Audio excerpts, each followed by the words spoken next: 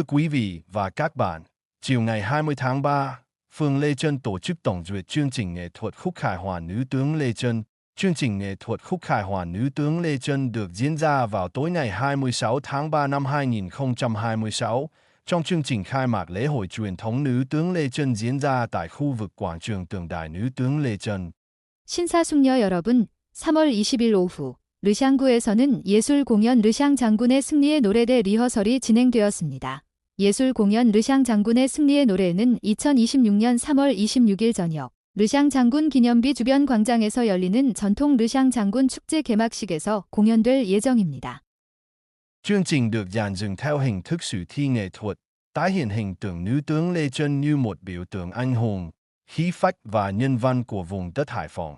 Chương trình là sự kết hợp hài hòa giữa các loại hình nghệ thuật truyền thống của dân tộc như chèo, hát dân gian, múa dân gian, âm nhạc cổ truyền với các ca khúc mang âm hưởng dân gian đương đại, tạo nên không gian nghệ thuật vừa trang nghiêm, linh thiêng, vừa gần gũi, giàu cảm xúc. Thông qua ngôn ngữ tổng hợp của âm nhạc, múa và sân khấu hóa, chương trình dẫn dắt khán giả đi qua các lớp không gian lịch sử,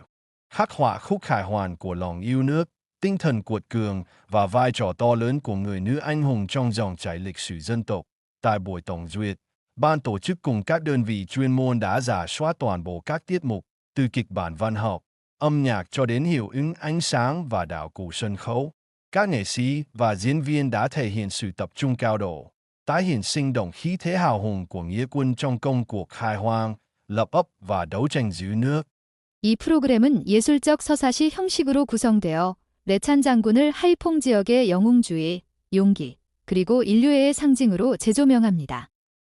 전통 베트남 오페라, 체오, 민요, 민속 무용, 전통 음악과 현대 민요가 조화롭게 어우러진 이 프로그램은 엄숙하고 신성하면서도 친밀하고 풍부한 감성을 담은 예술적 공간을 창조합니다. 음악, 무용, 그리고 연극적 공연이 결합된 언어를 통해 관객은 역사적 공간의 층위를 넘나들며 애국심, 불굴의 정신, 그리고 국가 역사의 흐름 속에서 여성 영웅이 지닌 지대한 역할을 찬양하는 승리의 축제를 경험하게 됩니다. 드레스 리허설 동안 조직위원회와 전문팀은 대본과 음악부터 조명 효과와 무대 소품에 이르기까지 모든 공연 요소를 꼼꼼히 점검했습니다. 출연진과 예술가들은 강렬한 집중력을 발휘하여 땅을 되찾고 정착촌을 건설하며 나라를 지키기 위해 싸운 저항 투사들의 영웅적인 정신을 생생하게 재현했습니다.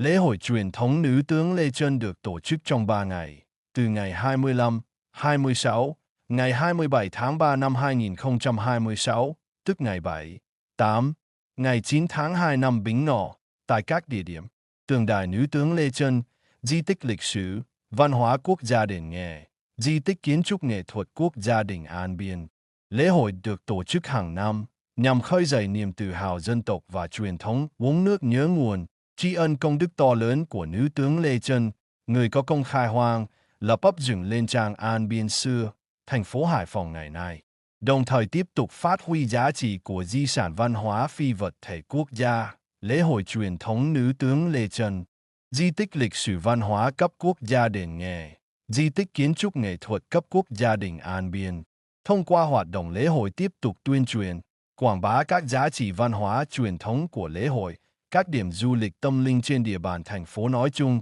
phường Lê Chân nói riêng đến với du khách trong và ngoài thành phố. 전통적인 레찬 여군 축제가 2026년 3월 25일, 26일, 27일, 금력 말띠해 2월 7일, 8일, 9일, 3일간 레찬 여군 기념비, 응해 사원 국가 사문화 유적지, 안비엔 마을회관 국가 건축예술 유적지에서 개최됩니다.